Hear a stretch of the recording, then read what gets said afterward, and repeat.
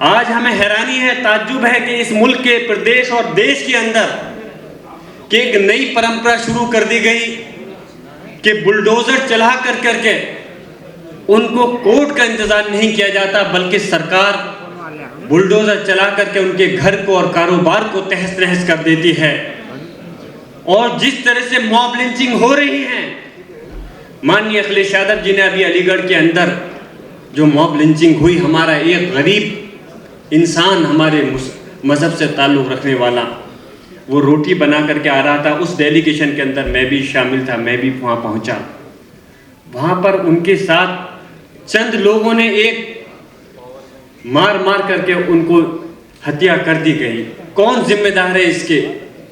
यकीनन जो जिम्मेदार हैं, जिन्होंने इस समाज के अंदर इतना जहर घोल दिया है, उस चीज़ को दूर करने के लिए हमें और आपको एक साथ खड़ा होना होगा। और जिस तरह से इमरान प्रतापगढ़ी साहब ने, मेरे बड़े भाई ने अभी फरमाया कि हमें और लोगों के लिए को भी अपने साथ में खड़ा करना पड़ेगा। हम अगर उनके काम आएंगे तो हमें उम्मीद है कि वो भी हमारे काम आएंगे।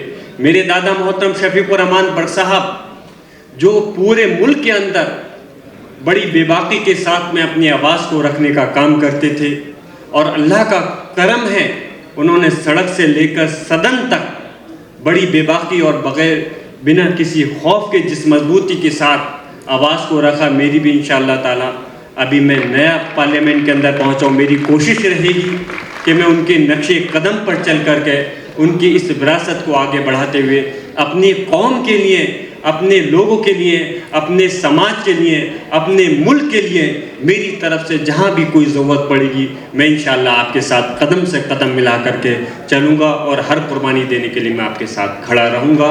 मैं यहाँ कोई जज्बाती तकरीर नहीं करना चाहता, बस मैं अपनी बात को ख़त्म कर रहा हूँ। और इंशाअल्लाह कि मुझे इस चीज़ की भी खुशी है कि अलीगढ़ मुस्लिम यूनिवर्सिटी से मेरी तालीम और तरबियत हुई, और आने वाले वक्त के अंदर मुझे उम्मीद है, जिस मकसद के साथ इस का प्रोग्राम को, कॉन्फ्रेंस को रखा गया है, आने वाले वक्त के अंदर बग़ैर किसी मज़हब की दीवार खड़े, बग़ैर अगर मुसलमानों के साथ कोई हक तलफी होगी, कोई ज़्यादती होगी, कोई जुल्म होगा, तो इंशाअल्लाह हमारे दूसरे मज़हब के लोग भी उनके साथ आवाज़ बनने का काम करेंगे।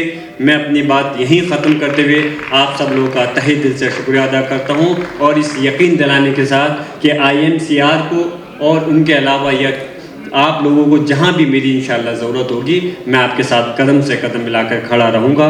बहुत बहुत शुक्रिया। खुदा हाफिज़। सबसे अहम मैसेज यही है कि इस इलेक्शन ने उम्मीद जगाई है कि इस मुल्क के अवाम से मायूसी की ज़रूरत नहीं है।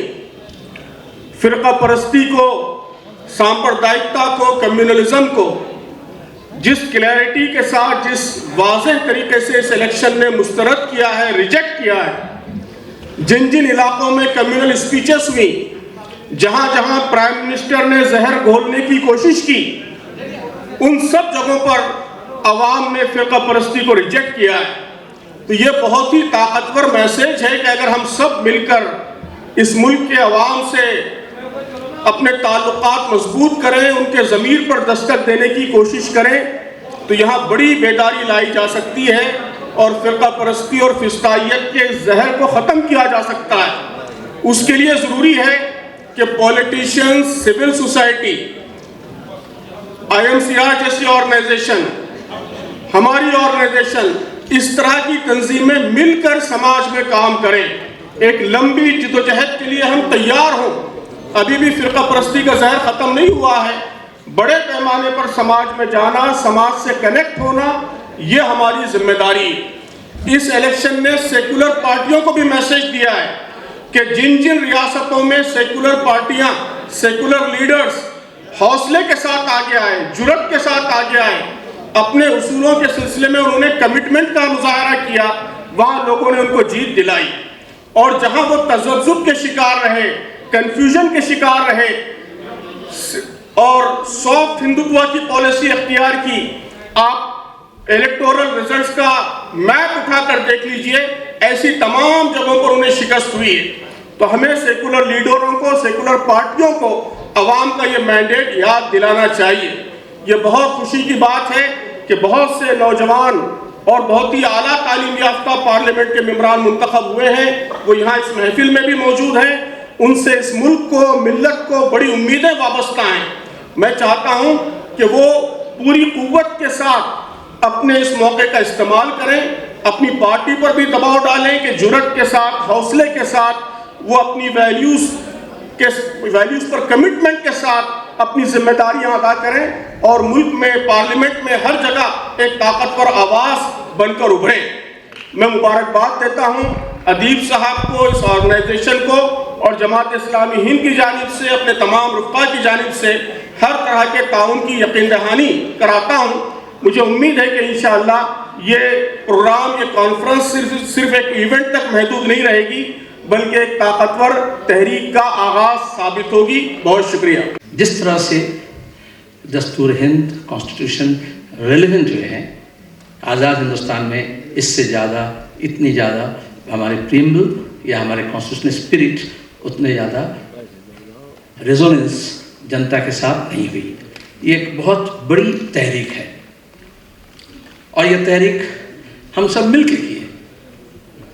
बेशक आज हम ये जानते हैं कि कॉन्स्टिट्यूशन को हाथ में लेने से ही, जैसे मनोज झा ने कहा, मुझे याद आ रहा है कि जब मोदी जी पहले प्रधानमंत्री बने तो उन्होंने कॉन्स्टिट्यूशन डे मनाने की कोशिश की पार्लियामेंट में, तो उनकी तकरीर थी एक से बाद एक, हम सब कह रहे थे कि कॉन्स्टिट्यूशन मानते नहीं हैं, संविधान मानते नहीं हो।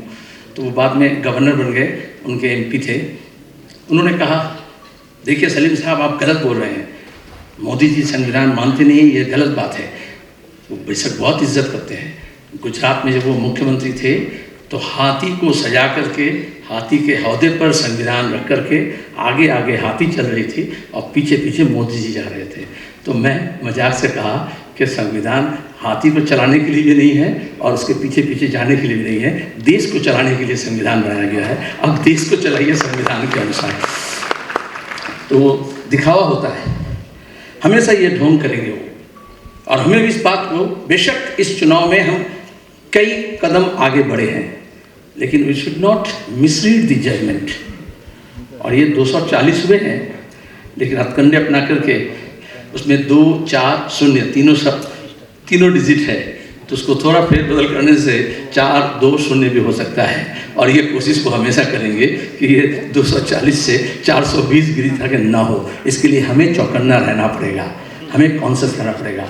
एक तो कोalition और पार्लियामेंट्री सिस्टम, पार्लियामेंट्री कोalition जो इंडिया ब्लॉक वगैरह की, उसे हमें और भी मजबूत से आगे बढ़ाना है। लेकिन सिर्फ पार्लियामेंट्री कोalition काफ़ी नहीं है, हमें जो स्ट्रेटेजिक कोalition बनाना है, और जहाँ पे चाहे दलित हो, चाहे आदिवासी हो, चाहे क्रिश्चियंस हो, चाहे सिख्स हो, चाहे गरीब हिंदू हों, उनकी हुकूक को लेकर के हमें लड़ना है। उन सब की हुकूक को तहफ़्फ़ुज़ करेंगे तो हमारा माइनॉरिटी राइट्स भी तभी तहफ़्फ़ुज़ रहेगा। इस बात को हमें जोड़ना पड़ेगा। मैं एक आखिरी शब्द कहूँगा, अयोध्या में आपने देखा जिस तरह से लोग उठकर खड़े हुए और वोट डाले, लेकिन आज वहाँ पे जो रिक्शे वाले हैं, रेहड़ी वाले हैं, गरीब जो सेवा देते हैं, ज़्यादातर दलित हैं जो को पार्टी को जिताए हैं, उनका बॉयकट के नाम से उनकी जो मासियत है उसको तोड़ा अनमोड़ा जा रहा है। इस तरह के वो हथकंडे अपनाते हैं, तो हमें भी उठकर खड़े होना पड़ेगा कि किसी को नुकसान ना पहुँचे इस माहौल में, और हम उसके साथ रहेंगे। ये आवाज़ हमें देना है। शुक्रिया।